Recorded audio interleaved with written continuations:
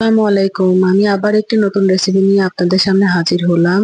আমি আজকে করব কাচকি মাছ দিয়ে আলু দিয়ে চচ্চড়ি। আমি প্রথমে কাচকি মাছটাকে কেটে বেছে ধুয়ে নিয়েছি। এবার আলুগুলাকে ছিলে নিচ্ছি।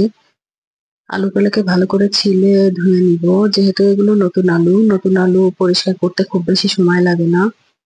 আমি আলুগুলাকে তো ছিলে নিয়েছি, ধুয়ে নিয়েছি। এবার আলুগুলাকে গ্রেটার দিয়ে গ্রেট করে নিব। হাতেও অনেকে কুচিয়ে নেন, আমি আসলে হাতে অতটা এক্সপার্ট না। আর গ্রেটার দিয়ে গ্রেট করে নিলে আলুগুলো গ্রেট করে নিতে সময় কম লাগে। এই জন্য আমি গ্রেটার দিয়ে আলুগুলোকে গ্রেট করে নিচ্ছি। আলুগুলোকে গ্রেট করে নেওয়া হয়ে গেলে আমি ধুয়ে একপাশে সরিয়ে রাখবো। এই তো আমার আলু গ্রেট করা শেষ।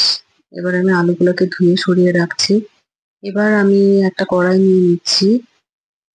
এই কড়াইতে প্রথমে আমি পেঁয়াজ দিয়ে দিয়েছি এবং ৫-৭টা কাঁচামরিচ আমি ফালি করে দিচ্ছি। কাঁচামরিচগুলো দেওয়া হয়ে গেলে আমি ধীরে ধীরে সব মশলাগুলো দিয়ে দিব।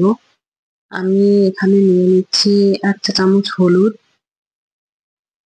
আর সাথে ২ চা চামচ লবণ, আর সাথে তেল নিয়ে নিচ্ছি। এই চচ্চড়িটাতে খুব বেশি মশলার প্রয়োজন হয় না, অল্প কিছু মশলাতেই চচ্চড়িটা হয়ে যায়।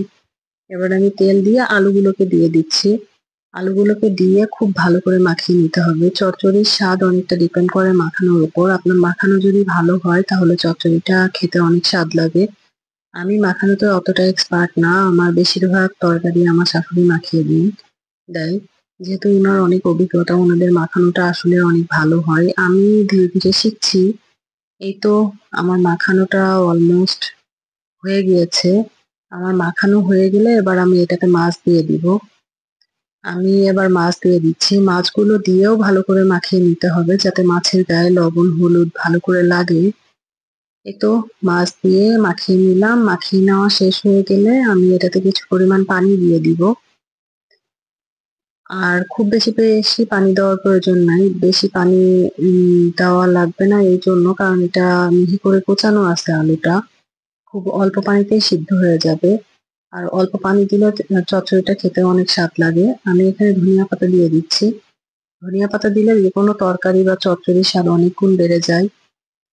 আপনারা চেষ্টা করবেন ধনিয়া পাতা দেওয়ার জন্য।